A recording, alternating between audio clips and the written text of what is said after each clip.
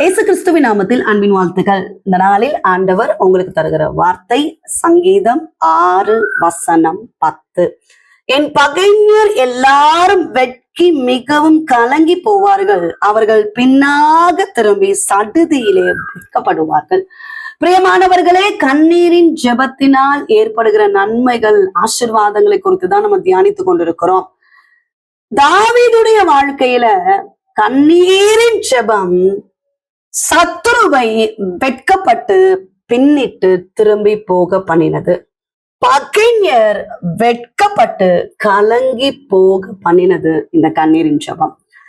6வது அதிகாரம் 6ல வாசிக்கும் போது பயங்கரமான ஒரு பெருமூச்சு.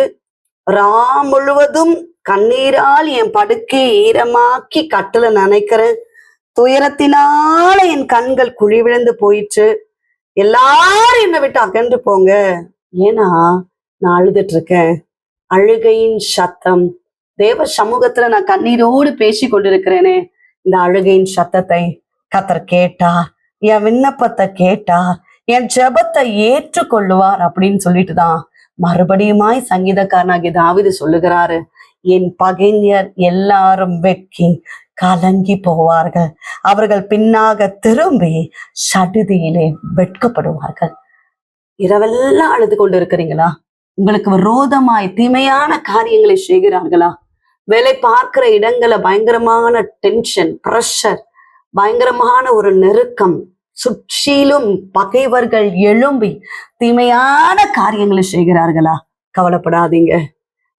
முழுவதும் கண்ணீரால் கட்டிலை நனைத்து கொண்டிருந்த இந்த சங்கீதக்காரன் தான் சொல்லுகிறார், என் பகைஞர் எல்லாரும் வெட்கி பின்னிட்டு திரும்புவார்கள் என்று.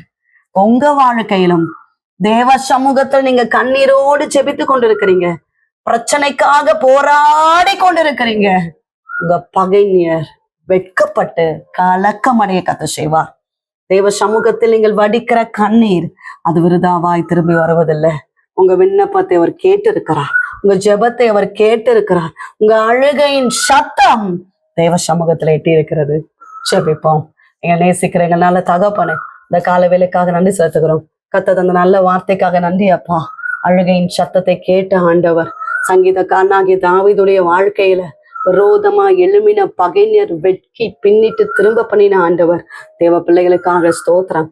நெருக்கங்கள் மாறட்டும், பிரச்சனைகள் மாறட்டும், போராட்டங்கள் மாறட்டும். ஹல்லேலூயா. சுற்றிலும் இருக்கிற எல்லா சத்துருக்கள் மத்தியில அருமையான பிள்ளைகளுடைய தலை கத்த நிமிர பண்ணுகிறபடினால ஸ்தோத்திரப்பா.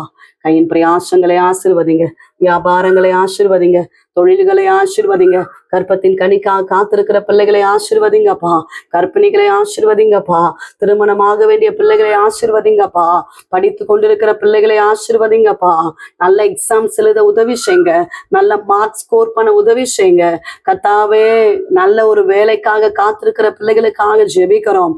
என் ஆண்டவர் ஆசீர்வதிக்கிறபடினால ஸ்தோத்திரம். கர்த்தாவே, பலவீனத்தோடு இருக்கிற பிள்ளைகளுக்காக ஜெபிக்கிறோம். எல்லா பலவீனங்கள் இயேசுவின் நாமத்தினால மாறுவதாக. அற்புத சுகம் உண்டாகட்டும், அதிசயங்கள் நடக்கட்டும். கர்த்தருடைய வல்லமையான கரம் தொடுகிறபடியினால ஸ்தோத்திரம். இந்த நாள் முழுவதும் கர்த்தர் தாங்கி நடத்துவீராக.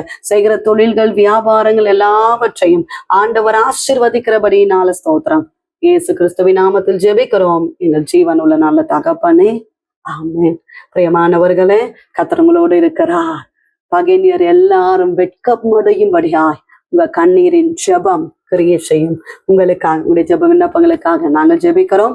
நீங்களும் எங்களுக்காக, எங்களுடைய ஊழியங்களுக்காக ஜெபித்துக் கொள்ளுங்கள். டிவோஷன் மூலமாய் உங்களோடு ஆண்டவர் பேசுகிறது எங்களை பகிர்ந்து கொள்ளுங்கள். இந்த வார்த்தை அநேகருக்கு பிரயோஜனமா இருக்கும் என்றால் அநேகருக்கு ஷேர் பண்ணுங்க. God bless you.